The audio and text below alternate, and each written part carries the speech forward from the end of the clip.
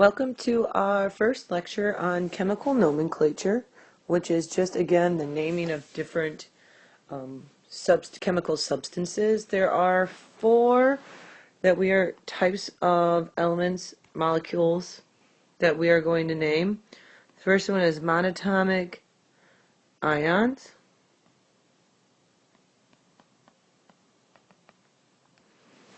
The second one we're going to do is binary ionic compounds.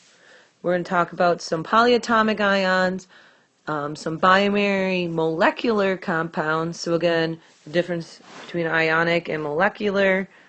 Okay, metal and nonmetal for ionic, and two nonmetals for molecular. And the last thing we're going to talk about are acids.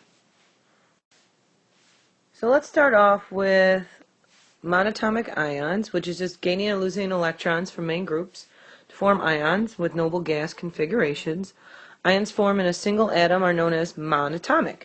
So group 1 metals will lose an electron here, so they become positive 1.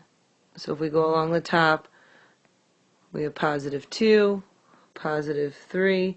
These will gain or lose electrons. They'll lose electrons, lose 2, lose 1. Okay? Good. So when we name these and we want to bond two things together, we're going to look at taking a cation or something with a positive charge, combining it with an anion or something with a negative charge. Alright, so first is you'll use the element's name of the cation, so lithium, calcium. For the anions, you use the element's name, but you drop and add the IDE. So it's not oxygen anymore, it's oxide. It's not bromine, it's bromide. So again, all cations always stay the same. Anions will always have that IDE ending. Now let's talk about our transition metals, which are on the periodic table. If we draw it out, just a sketch, the elements that are over here in this middle area, okay, they have multiple ions that can form, and let me show you a chart of these most common that you might want to jot down.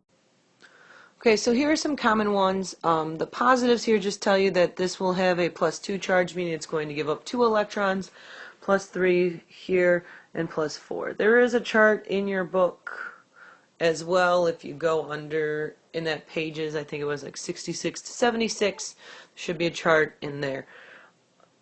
Most of the time you will not need to memorize this at all because it'll be bonded with something else. It won't just be by itself. So to elaborate on that, let's talk about some ionic nomenclature. Okay, so with the ionic nomenclature, we're talking about binary ionic formulas. Again, ionic metal plus nonmetal.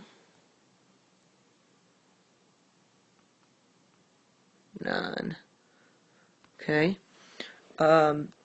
Composed of two elements. So first you need to write each ion symbol with the charge. Write the cation first always. So the overall charge must equal 0. So if the charges cancel, just write the symbols. So, and if it doesn't, then you're going to use this drop and swap rule. And always reduce. So jot these rule down, and then we'll do a couple examples. So,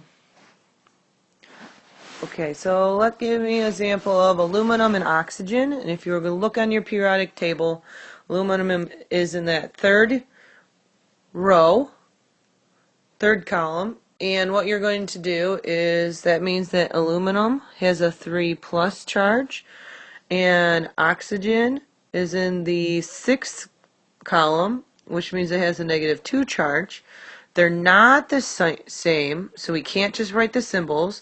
So we have to do what we call drop and swap.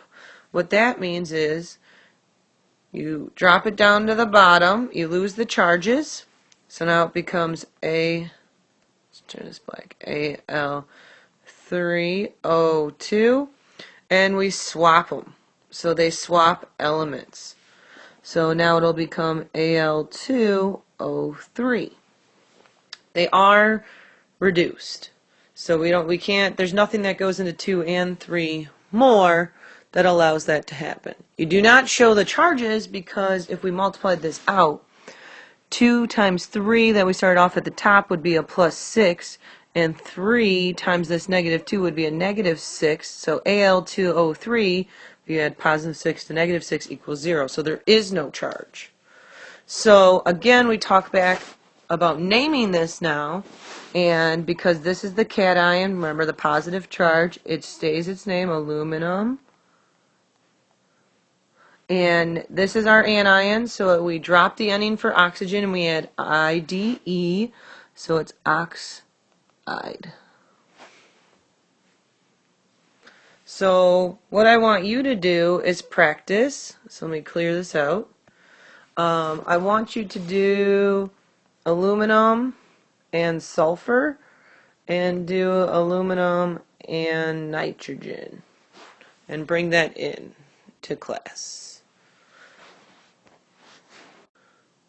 Alright, I already wrote this down before, but here's a nice neat picture of the charges. Again, these are our transition metals, so these will have different amounts depending on which variation of the compound. So we could have lead 2, lead 4 that you saw earlier on.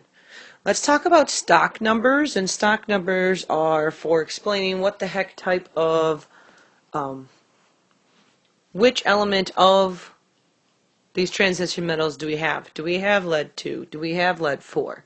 Okay, and we use this using stock numbers, which is also known as Roman numerals. So examples of this, chromium has obviously 3 different possibilities that it could have, and same with iron, cobalt, copper, tin, lead. So let's do an example here where we do copper that has a +2 charge and we combine it with bromine. And looking at your periodic table, you should know that bromine has a -1 charge. So if you combine these together, alright, you should have copper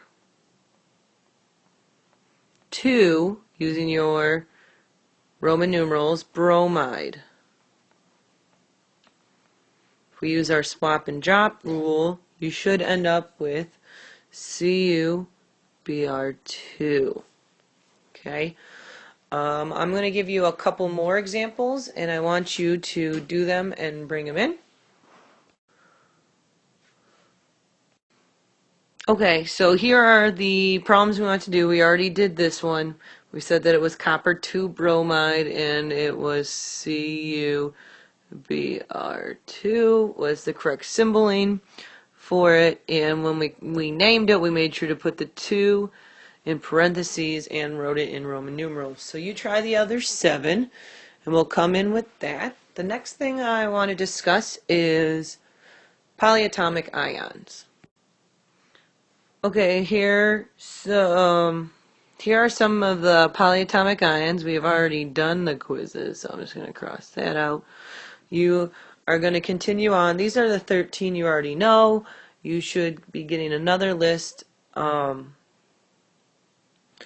One thing to notice is the difference between ate and ite. So if you notice that nitrate always has more oxygen than the nitrite. Sulfate, more oxygen than sulfite. So the ates are the one that are on there. Most of these guys are also known as polyatomic ions that are called oxen ions. So they contain oxygen. If you see everything in here except for cyanide and ammonia contain oxygen in them. And the ion with the greater number of oxygen atoms is the 8, what I just explained. So know that these are called oxyanions. Oxyanions. Just anions that include oxygen in them. The trick to naming polyatomic ions is that you always got to keep them combined as a singular unit. So if you have a sulfate, you have that SO4 2- together. If you have a phosphate, it's FO4, 3 minus together. So let's do an example.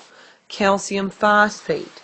Okay, so we have calcium, which on the periodic table is in the second column, which gives us a 2 plus. And we have phosphate over here, which is PO4, 3 minus. So we have to do our swap and drop, or drop and swap rule. We're going to bring them down and across, and the 3 comes down and across and goes to the calcium. So what we draw out here is that we have Ca3, and then in parentheses, because we have to keep this PO4 together, we have a PO4, but we have 2 of them because this was dropped down. PO4, 2, outside of the parentheses. So the biggest thing to remember with polyatomic ions is that you gotta keep them together. So let's do some examples of that here. Okay, so here are 4 examples for you to do, and I want you to do them and bring them into class. What I'm going to do is this will be the end for today, and your next topic will be the last 2 that we talked about. So make sure you do all these practice examples. We'll answer any questions in class, and see you soon.